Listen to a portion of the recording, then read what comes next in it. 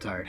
All right, guys. So you've already seen a million videos telling you that you need a camera, a tripod, some lights. Anyway, while yes, you do need all these things, what about after? So we're gonna talk about 3 things today. We're gonna talk about choosing the correct frame for your shot, telling a story using foreground. So choosing the correct frame for your shot. Well, you might be thinking, no shit, Darren, I know I have to do that. But I want you guys to think a little more creative. What kind of shot would best portray what you are trying to tell?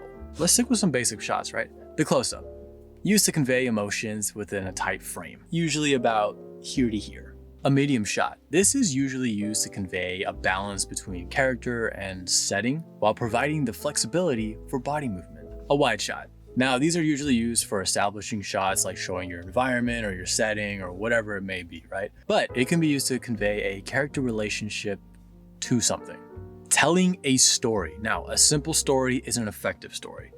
Now, if you're like me and you can't write for shit, using this technique will actually help you. I like to use the but and therefore rule. Now, this is created by Matt Parker and Trey Stone, creators of South Park. This is honestly a game changer. It replaces the words and then. When you're telling a story, you don't want it to be boring. For example, my character wakes up and then he goes to the bathroom to brush his teeth, and then he grabs his keys and then he walks out the door.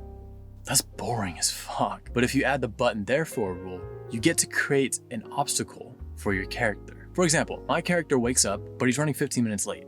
Therefore, he has to rush to get ready. Therefore, he has to brush his teeth and get all his shit, get out the door. But can't find his keys. Therefore, he has to spend more time finding his keys, blah, blah, blah. It's a basic example, but you get the point. Using foreground. Now, this is a pretty simple technique. It's basically just putting something in front of your lens like this while keeping your subject in focus. Now, this is good because it adds more depth. It adds a little bit more creativity to your shot.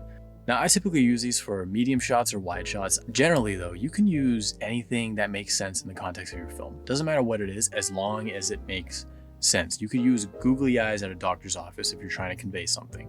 Now, one of the most important things you can do about all of these tips is experiment, play with it, try to find what works for you.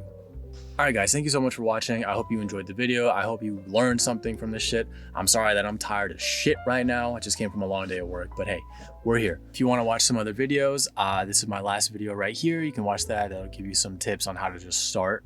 Right here will be a solo film that I did, and then right here will be a bigger film that I did, if I can add this third thing right here. If not, then I just look like a jackass. See you later.